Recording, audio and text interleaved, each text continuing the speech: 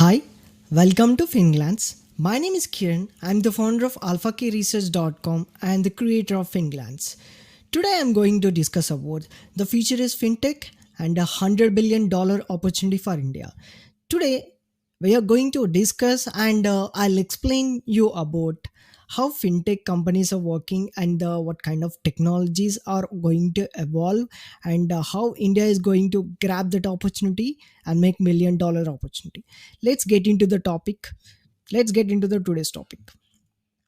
So before going to the in depth of the fintech, I would like to explain the background of fintech and the first meaning of fintech. Actually, the meaning of fintech is not nothing but the combination of financial services plus technology.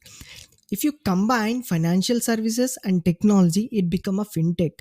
Why? What the real meaning actually? Why we need to combine these financial services and technology, you may ask me. The question is, I already mentioned in the below definition or the combination of words, and I also included that it seeks to enhance and automate the technology. It seeks to enhance and automate the technology to deliver of financial services in newer and faster way rather than the traditionally available. So we know traditionally available products are like, whether it's you call a loan or any other um, financial services like wealth management or portfolio management or trading, any other segments. If you don't use a technology, suppose in a previous, just I would like to say one example. In 1990s or 1980s, when you brought one share, so it will take 30 days to transaction purpose or a settlement purpose, all those things. By using of technology, we came to the close from 30 days to t plus 2 days. So how the way change, how the technology changed the segment of settlements and the process, easy process. So we have to use a fintech for easy process and automation and faster segment and high safety manner also. Just fintech describe the variety of financial activities such as money transfers, depositing a check with your smartphone. Just by one click, you can deposit your check and you can transfer your money, and you can start your own business and manage. You can manage the investments. There's a lot of things are there. You don't need the other person to assist what to do, what not to do. This is how fintech is working, man. So you have to understand this concept. The future is going to be fintech. So this is a little bit about fintech. Just you have to combine financial services and technology. Why you have to combine? To see the enhance and automate the delivery of financial services in a newer and faster way. Now we have to get into the another background. So there are a lot of things are there, like why fintech, what are the different segments or branches or any other services where fintech is mostly used. Just see, below I mentioned that artificial intelligence and machine learning, big data analytics, robotics and blockchain. Artificial intelligence and machine learning, how this artificial intelligence and machine learning will help the fintech industry. Why fintech industry will require artificial intelligence, you may ask. Guys, I already started the fintech definition. Now it's a meaning of why artificial intelligence machine learning. By using of artificial intelligence machine learning, the companies will because of that predictable models, they can predict what's going to be happen. Like they can scrutinize some segments. Like suppose take an example of in credit. Suppose you went for the loan, you want some x amount of loan and you visited one bank. You gave your data. By using of your data and the industry segments and all the bunch of datas, company will apply the artificial intelligence machine learning. They'll try to came to the solution that you're not going to pay this month, you're not going to pay that much, based on your civil score and all those things. They try to predict the model, they try to forecast the model. So you already mentioned that artificial intelligence and machine learning are some of the most used technologies in fintech, offering the potential to play even a big role in the finance industry as the development continues. Because there are a lot of data is required to predict something. Artificial intelligence will predict. Data is there from you, but artificial intelligence will predict. So whether the customer is capable to pay or not, and predictive model, what the tomorrow's stock price, what's the tomorrow's market condition, how things are going to be there. It's like based on the technical tools. the, those are missions, man. We are teaching a mission, so definitely mission will give. Most of the fintech companies are going to use al and ml. Then it's come to the big data and data analytics. Data is a very important, and data analytics are also very important. Both are very important, because without the data you can't do any fintech, you can't do any ml al, nothing you can't do. Even if you don't have any data, you can't sustain also. Now we are living in a data world, I can say that. Data from the customers and markets are high value to the fintech companies. The large competitors, though, the data sets and information about the company preferences. Why companies need a data? Because they need a data regarding, suppose take an example of Amazon. You visit Amazon website, you buy some product. So those data will definitely required, and mainly required for the any companies, and that too it's most required for the fintech companies, because they'll try to estimate what kind of products he is buying, and frequency of buying, and the behavior of the customer, and uh, how he trying to buy similar products. Suppose you brought one book, and you brought any other similar book, or you bought any other fiction. Suppose you brought non-fiction, you brought, whether you brought another fiction or same you brought any same non-fiction, the variety of changes you brought, those data will help the fintech companies to assess or analyze or predict the customer behavior, and create a product where based on the customer preferences and customer taste. Now it's come to the robotic process automation. People don't want to do manual work. We are done with the manual work, man. We don't want to work anything in a manual way. So everything want to be automate. So that's why the technology fintech companies will try to automate the things in a manner where you no need to do any manual process. Like robotic process automation refers to the technology that focus on automating the process, manual and repetitive tasks to the robot instead of human, in order to streamline the workflow in a financial institutions. You don't need a manual person to do the manual thing. Just give everything to the robot, and robot will take place. Then come to the favorite topic of blockchain. I think people have misused the word blockchain, and that they directly say that blockchain means cryptocurrency. Blockchain is not cryptocurrency. Cryptocurrency will be run based on the blockchain segment. Generally, the concept behind a blockchain or a cryptography is to safeguard the transaction, and for the security purpose and faster transaction purpose. Blockchain technology is another financial technology that is being adopted at large scale in a financial industry. The premier due to its capability to secure and store. The most concept is to security purpose and storing and faster transaction. That's the reason the blockchain system is came into the picture. Now we go get into the another background.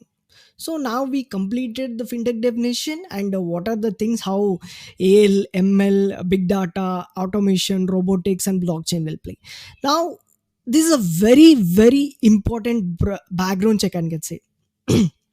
Sorry, it's a very important background check, because this background check changed the 1 second, sorry. This background check changed the not check, this background changed the finance industry in India, I can say that. These three things are very important in India as of now. As of now, this playing a very important role. I'll explain by each and which. 1990, there is a huge internet and e-commerce boom is already started, and most of the companies are decentralized in a decentralized, and that too in a digital segment. Most of the companies or financial institutions are working in a digitalized manner in 1990 through. So that play it a starting role for India. I can say that most of the digital transactions are started at a very tiny level, but no one it's not grabbed the opportunity, and everyone worried about the security and safety, and that too, and internet penetration is very low that time, very very low. No one knows what the internet means, and no one knows of Facebook. Those technology, Insta, Facebook, all those things are not there that time, and internet cost also very high, and no one is interested to afford. The internet speed is very bad, and no one worried whether we are using internet or no. Everything 1990, the news is in newspaper only. News is in newspaper, not in any digital product like mobile or any other digital media like. So that 1990 played a tiny role to bring the technology in a financial world. The actual and the main part started in 2008, the great financial crisis, I can say.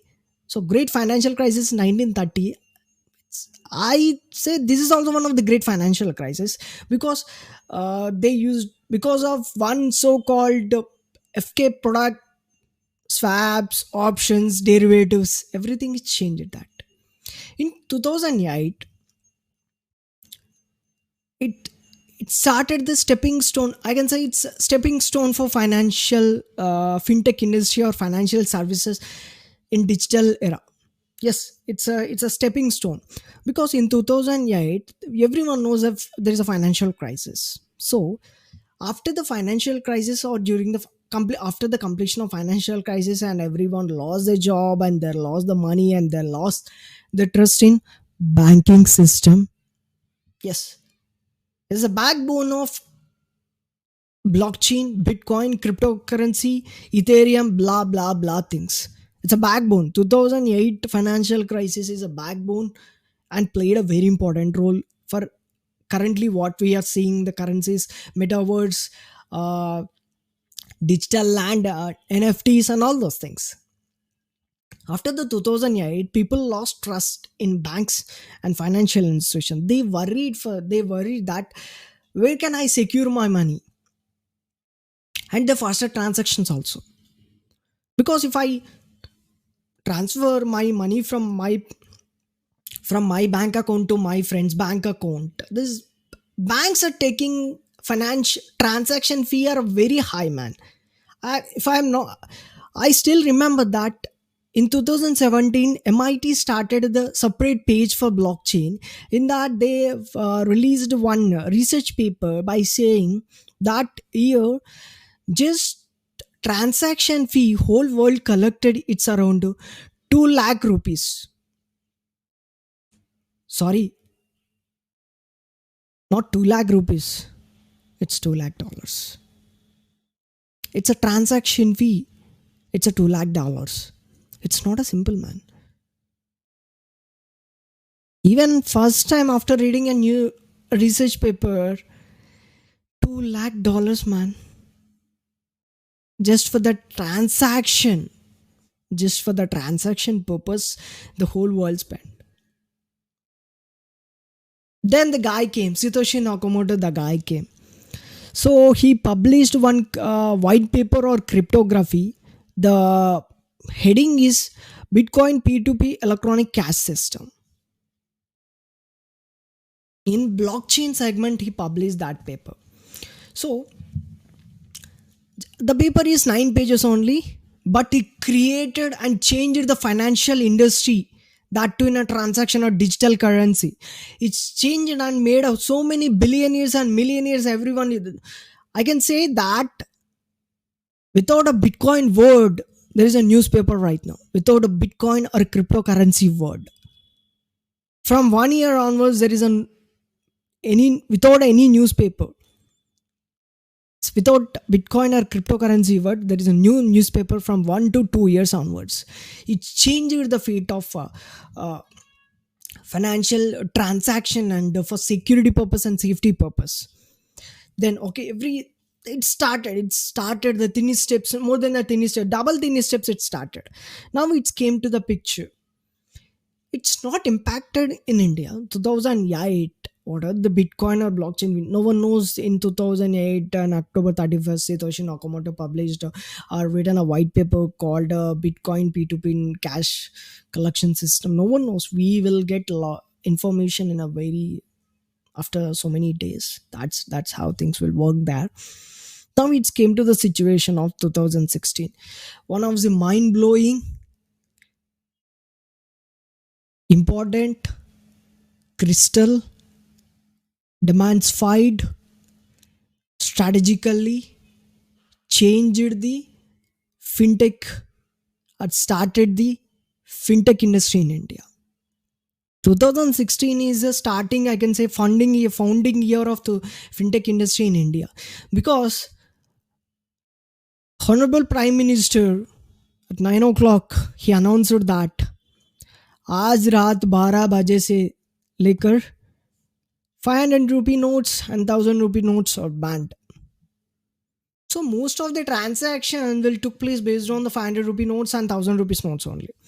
So if these notes are banned, so whatever the transaction you want to do, you will do based on digitalization only. Transaction you have to use a digital na. You can't do 2000 if you go to the any, suppose you visited any nearest stop. Well, you give it 2000 notes and ask him to give it two idli dosa. Suppose if you have 500 notes, at least he'll may consider. But if you give it 2000 notes, that then they introduce it 2000 notes, right? If they give, it will, whether he'll give a change? No. Because 500 rupees and 1000 rupee notes, it wiped out of 86 percentage of currency. It's overnight, man. It's not simple. Just based on this, the digital transaction and digital payments are started and booming right now. No one is using any wallet currency or paper currency now. Everyone using Phone Pay, Google Pay, Bharat Pay, whatever the payment, Phone Pay, Paytm, whatever it may be. No one is interested. If you go to if you at least, we came to the mindset that if you eat a 10 rupees or 20 rupees, 40 rupees, 50 rupees tiffin also, they use it to buy a Phone Pay, Google Pay, Bharat Pay, Paytm. What do you want? That's it. No one is taking 20 rupees or 10 rupees from the pocket and giving to the vendor. No one is giving to the uh, nearest store. No one. Everything is in the world of payment system or fintech. This is how the 2016 played a major role. Suppose if you are in an interview, someone asked which year played a vital and main role uh, for fintech success in India. Just say 2016, not 2008, not 1990. 2016 is a major role. So that guy, that year, Satoshi Nakamoto is there, and 2008 that too. Okay, now it's also very interesting. It's a superpower. Yes, of course, India is a superpower. No one have a doubt of regarding that. I would like to explain in a very snapshot. Just try to figure these numbers. The global fintech superpower, of course, India is a global fintech superpower. Why India is a global fintech superpower? If you look at the statistics, just see these statistics. One second, guys. Just see the first box statistics. India currently have 2100 plus fintech companies. We are among the top largest fintech companies or established one in the world. Because if you look at the 67 percentage has been set up in the last 5 years. How can I say the 5 years? So just see, imagine 67 percentage of companies are established in the past 5 years, because after 2016 demonetization. Now you are linking the point, right? So because of that demonetization, there is a there is a huge scope or potential. People found there is a huge scope of potential for India. According to these reports, all the statistics from the Boston Consulting Group, the currently Bitcoin want to decentralize or centralize or legal or illegal. Don't think about a Bitcoin if you're talking about a fintech or a blockchain. It's kind of one product, not complete technology, right? I don't know why people only, if I say blockchain, people talk only Bitcoin or cryptocurrency. It's no, blockchain is different, man. It's a the digital journal and high secure manner. No one, you can, no other hacker or no one can uh, erase that transaction. It's a high secure transaction segment or a portal or any software. Now, second box says that current fintech industry valuation in India is 50 to 60 billion dollars as of financial year 20, and it going to be 150 billion dollars by 2025. So 1.5x opportunity is there in a fintech industry in India. And if you look at the transaction size, uh, 66 billion dollars transaction value size in 2019, man. And it's also mentioned that it's said to grow from 66 billion 2019 to 138 billion in 2023. The CAGR is 20%. So 1x return directly, sorry, 1x growth is there, and the CAGR of 20%.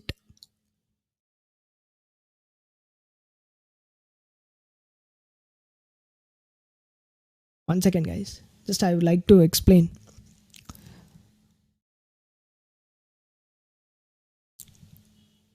20% CAGR. And if you see the cumulative funding also, fintech industry received $27.6 billion. $27 billion funding India has received.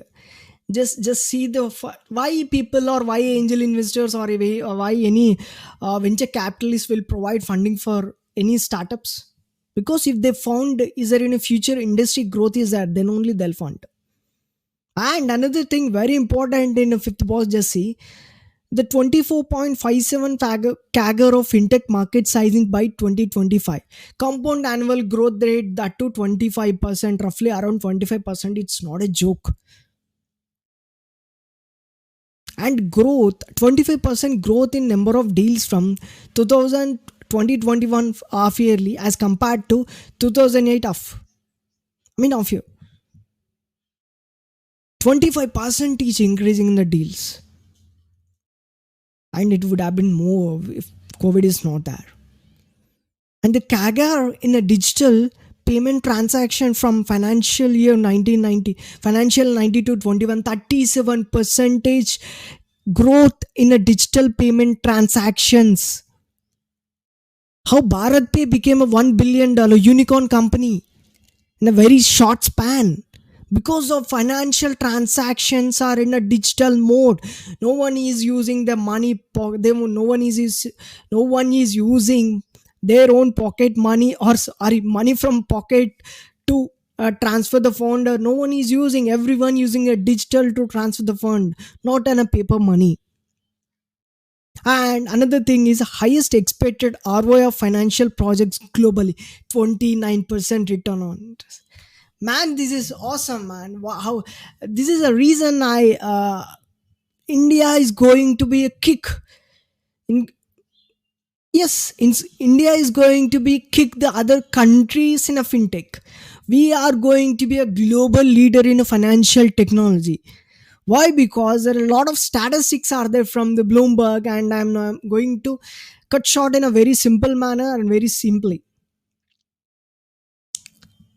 So why, how India is going to be, this is start now, how why India is going to be $100 billion company. Just see that fintech industry valuations are going to be $150, 150 to $160 billion by 2025, translating to the incremental value creation of potential approximately $100 billion. value creation is $100 billion and the valuation is 150 to 160. It's estimated to meet the ambitions that India's fintech sectors and need more funding of 20 to 25 billion over next 5 years. Mark my words and take your pen and paper. Note that we are going to be a number one country in technology, not yes. We are going to cross, according to reports, they said that India is going to be a number two position. No, man, we are going to be a number one position in coming futures.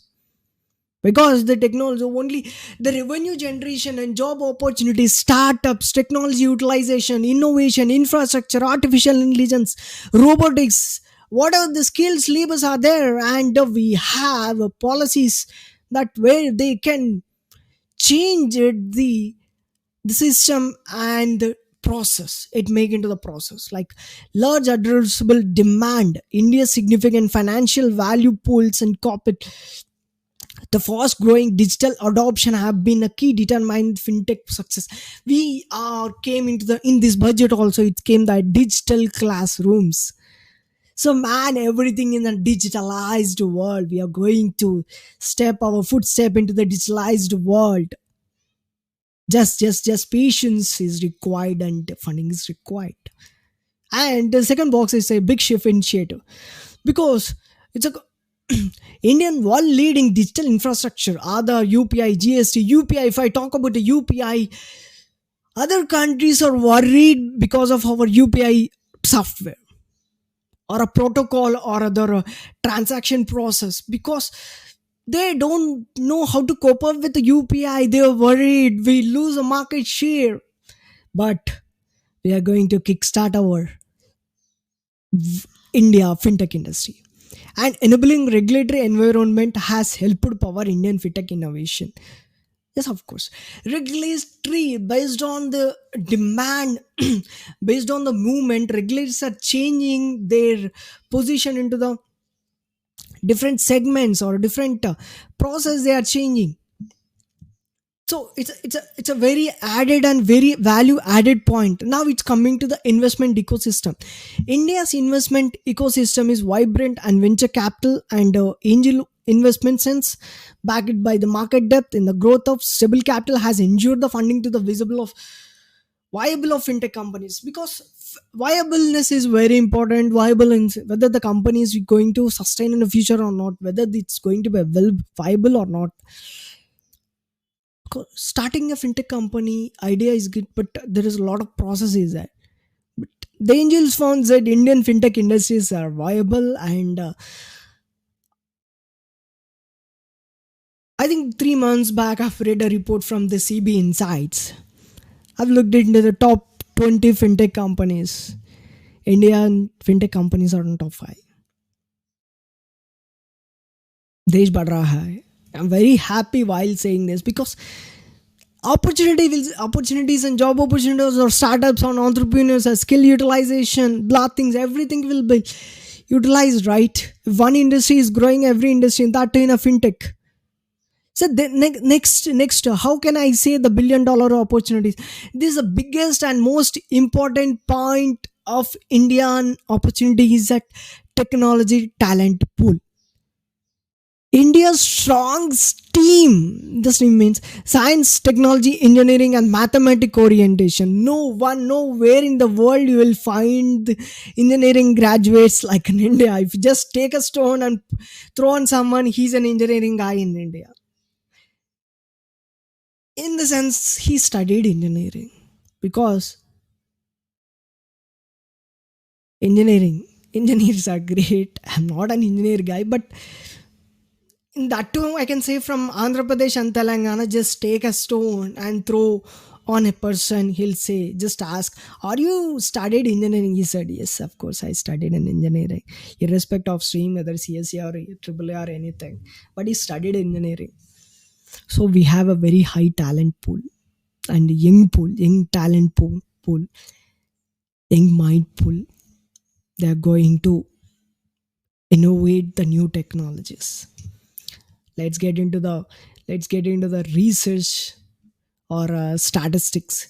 These statistics I have taken from the Boston Consulting Group report, a BCG report. There is 12 statistics are there. Just I will try to simplify everything. As of now, Indian fintech industry 2020, according to the 2020 data, we have around 1800 plus early stage fintech companies and 200 plus minicorns and 39 century club fintechs and 5 unicorns and 7 unicorns, 1 unicorn. Unicorn is nothing but if company crossed $10 billion valuation, we know unicorn is $1 billion valuation. So it's in below, it's mentioned also, can visit. And the total fintech industry they are given, I already spoke with that. And growth on all those things. And the main thing is that there is too much incubators are there, not too much required incubators are there. One fee greater than 190 incubators and accelerators are there. Incubators and accelerators, recent government budget also, they said we are going to increase the incubators and accelerator. Why? Because an idea creation, idea generation will happen only in incubator and accelerators.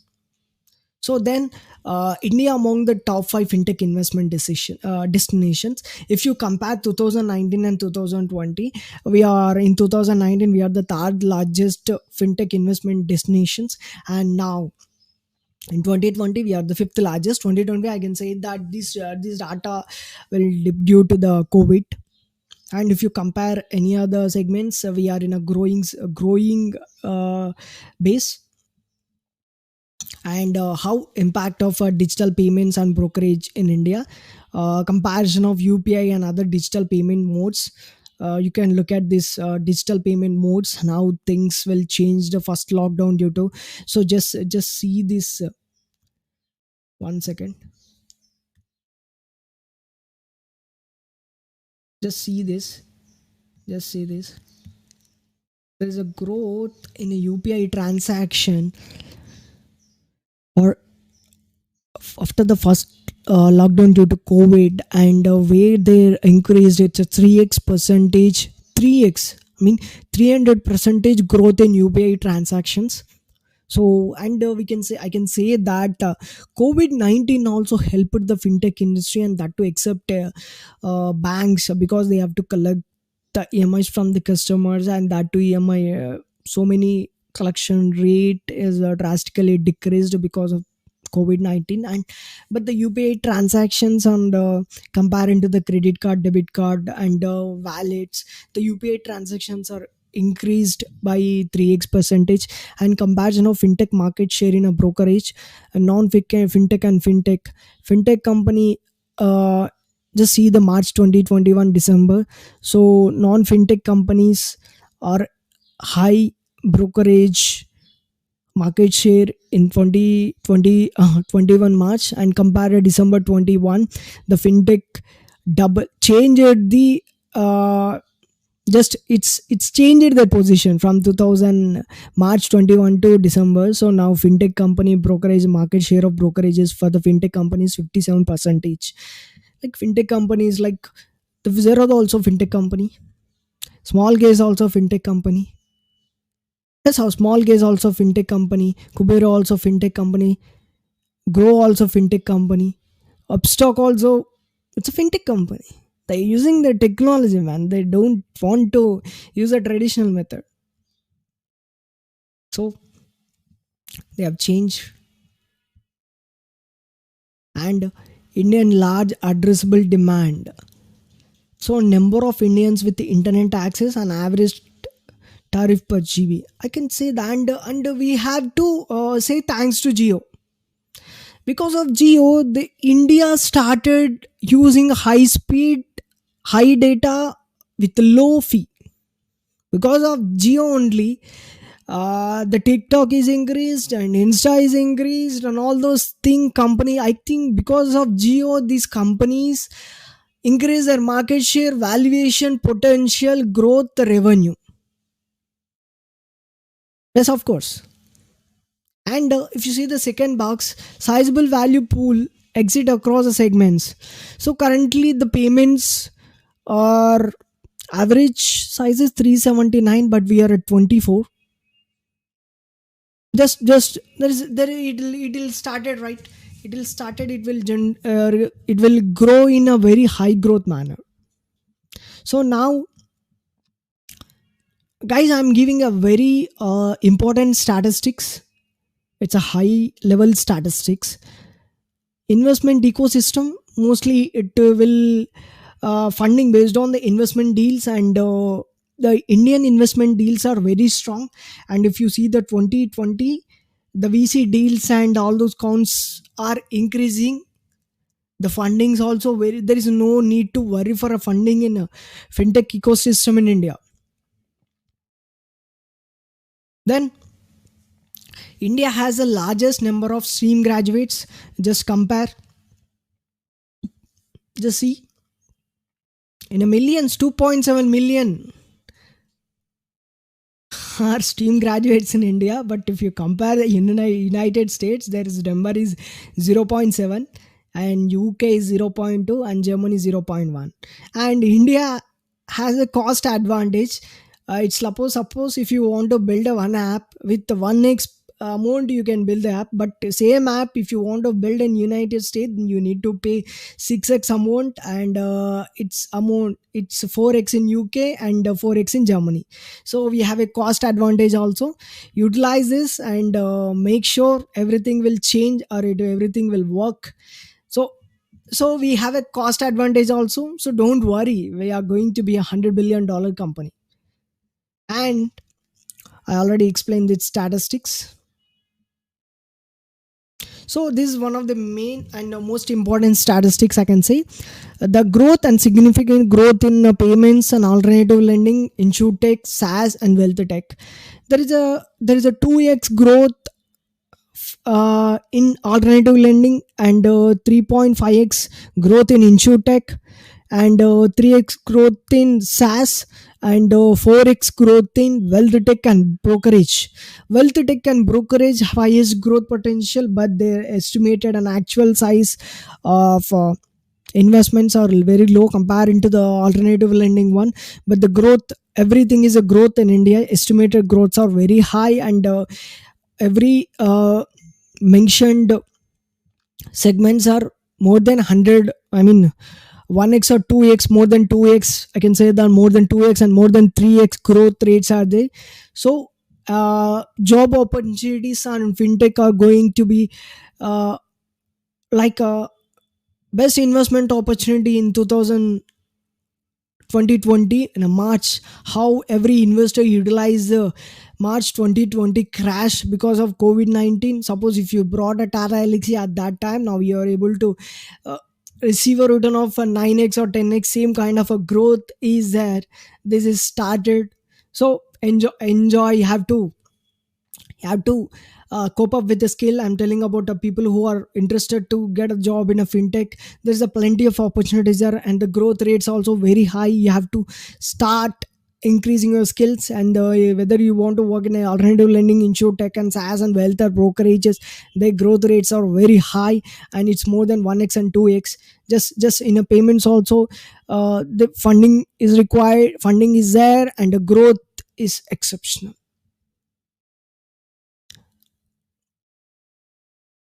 These statistics I will explain in a different way.